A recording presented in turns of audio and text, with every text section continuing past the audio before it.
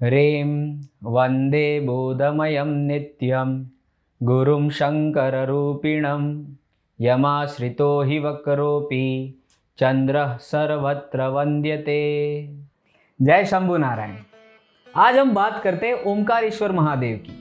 श्री शिव महापुराण के द्वितीय खंड यानी कि उत्तरार्ध में कोटि रुद्र संहिता में हमें यह द्वादश ज्योतिर्लिंग की कहानियां प्राप्त होती है।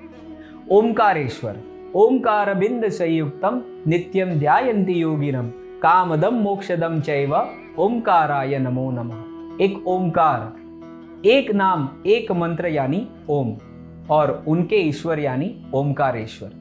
नारद जी ने बहुत तपस्या की और बहुत तपस्या करके बाद वो पृथ्वीलोक, मृत्युलोक में भ्रमण करने लगे।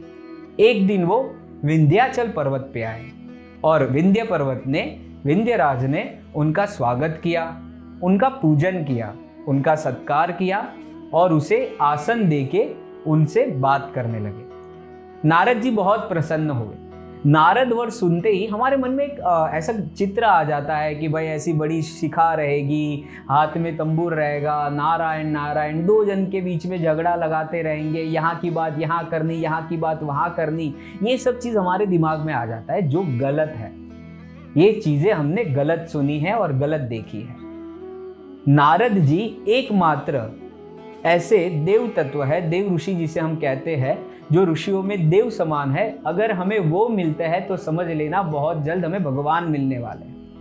भगवान जहाँ पे भी जाते हैं पहले वो आखिर में सबसे कि भाई क्या चल रहा है वहाँ पे, मुझे जाना चाहिए कि नहीं जाना चाहिए, कब जाना चाहिए, कैसे जाना चाहिए, वो भक्त अब तैयार हो चुका है कि नहीं, वो राक्षस है तो उसका पाप का घड़ा भर चुका है कि नहीं, ये सब चीज़ें वेरीफाई करने के लिए नारद जी पहले जाते हैं। और नारद जी आके कहते हैं कि भगवान यस एवरीथिंग इज कन्फर्म, अभी आप जा सकते हो, वहाँ पे दर्शन दे सकते हो। तब जाके भगवान फिर वहाँ पे जाते हैं, या तो फिर किसी भक्त को रास्ता दिखाने के लिए नारद जी वहाँ पे आते हैं। तो यहाँ पे विंध्य पर्वत था, उनके मन में बहुत ही अहम भरा हुआ था, क्योंकि भाई वो बहुत सौंदर्य रूप था। वहाँ पे नर्मदा जी थी, कावेरी थी, बहुत ही सुंदरमय उनका रमणीय वहाँ पे प्रदेश था, मानधाता का वो प्रदेश माना जाता है।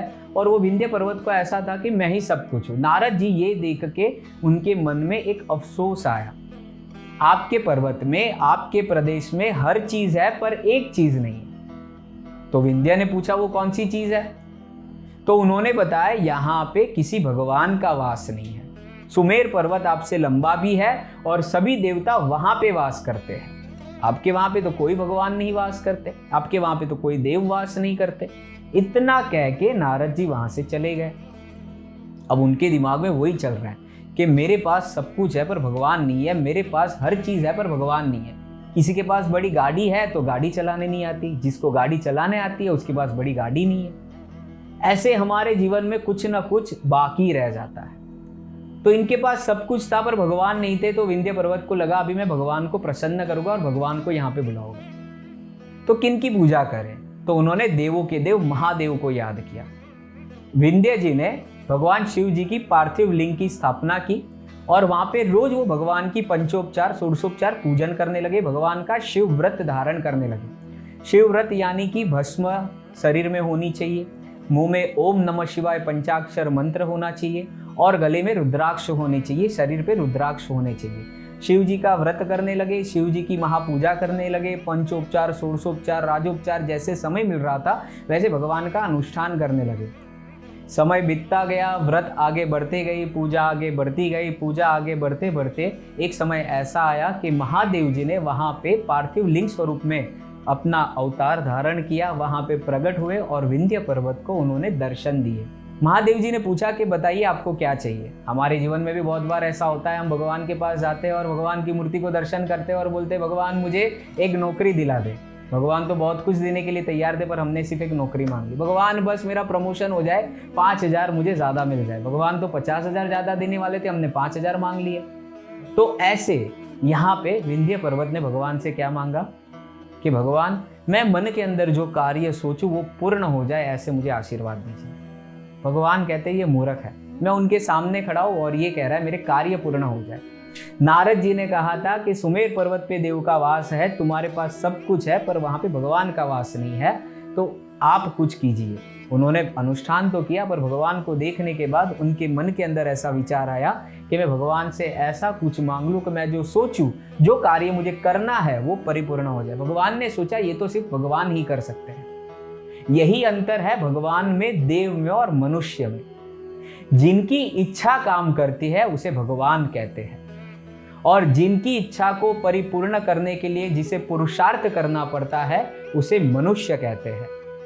और ये पुरुषार्थ करने के लिए जो हमें प्रकृति शक्ति प्रदान करती है, जैसे सूर्य है, वरुण है, चंद्र है, इसे हम अग्निदेव कहते हैं। तो भगवान ने कहा ये तो मूर्ख है, फिर भी इन्हें जो चाहिए वो मैं दे देता हूँ। भगवान ने वापस पूछा कि विंध्य जी बताइए मैं आपको क्या दे सकता हूँ। उन्होंने कहा कि मेरी सारी कार्य की सिद्धि परिपूर्ण हो, ऐसे मुझे आशीर्वाद दीजिए। भगवान ने कहा तथास्तु। भगवान वहां पे प्रकट हुए हैं। ये चीज जैसे ही देवलोक के अंदर, मनुष्य लोक के अंदर हर जगह पे जैसे फैल गई, पता चला, तो हर कोई वहां पे भगवान के दर्शन करने के लिए और भगवान की पूजा करने के लिए, भगवान का आराधना करने के लिए वहां पे पहुंच गए। सप्त ऋषि, देवर्षि, ब्रह्मर्षि सारे लोग वहां पे आए और भगवान की पूजा की और भगवान को प्रार्थना की, हे महादेव जी, संसार में सभी लोगों का कल्याण करने के लिए आप यहाँ पे निवास कर दीजिए। यहाँ पे भगवान के दो स्वरूप हो गए। जो सबसे पहले भगवान का स्वरूप हुआ था पार्थिव स्वरूप, जिसे हम ओंकारेश्वर, जो परमेश्वर हुए थे, और उसमें से एक दूसरा स्वरूप हुआ जिसे हम परमेश्वर कहते हैं। तो वहाँ पे हम जब भी जाते हैं तो वहाँ पे भगवान के हमें दो स्वरूप के दर्शन भी होते हैं। और शिव जी वहाँ पे परिवार के साथ निवास करते हैं। बहुत सी कथाओं में वहाँ पे शिव जी और पार्वती जी की बहुत सी 64 खेलने वाली बहुत सी ऐसे रोमांचक कथाएं भी है। भगवान की, गणेश जी की वहाँ पे प्रागट्य की भी एक छोटी सी कहानी है कि शिव जी और पार्वती जी वहाँ पे खेल रहे हैं, तो अंपायर कौन बनेगा, कौन जीता कौन हारा, ये निश्चय कौन करेगा। तो उनके लिए वहाँ पे गणेश जी का भी ये वहाँ पे प्रागट्य हुआ था। ऐसे भी हमारे पुराण में कथा हमें मिलती है। तो यहाँ पे भगवान वहाँ पे स्थापित हो गए नर्मदा जी के, कावेरी के तट पे। वहाँ पे भगवान ओंकारेश्वर महादेव जी ज्योत स्वरूप वहाँ पे रह जाते हैं। कालांतर, समय बीतता गया और आद्य जगत गुरु शंकराचार्य जी वहाँ पे परिभ्रमण करते करते पहुंचे। और आद्य जगत गुरु शंकराचार्य जी जब वहाँ पे पहुंचे, तब वहाँ पे नर्मदा जी का प्रवाह इतना था कि ये तट से वो तट पे जा नहीं पा रहे थे। जब चातुर्मास आता है, जब बारिश आती है और जब वहाँ पे नर्मदा जी का प्रवाह इतना सारा बढ़ जाता है, तो ऐसा कहा जाता है कि उस तट पे कोई जा नहीं पा रहा था। तो आदि जगत गुरु शंकराचार्य जी ने सोचा कि वहाँ पे कोई नहीं जा सकता, तो मैं यहाँ पे शंकर जी की स्थापना करता हूँ। और नर्मदा जी के इस तट पर ओंकारेश्वर जी है और इस तट पर ममलेश्वर महादेव है। हमारे मन में बहुत बार ये दिमाग में चलता है, ये ओंकारेश्वर जी कहाँ पे है और ममलेश्वर कौन सा है, कैसे है, कहानी क्या है। तो वहाँ पे ओंकारेश्वर जी को तो विंध्य पर्वत की तपस्या से भगवान ने प्रकट होकर दर्शन देके अपनी ज्योति स्वरूप वहाँ पे स्थापित की थी, जिसे हम ज्योतिर्लिंग कहते हैं।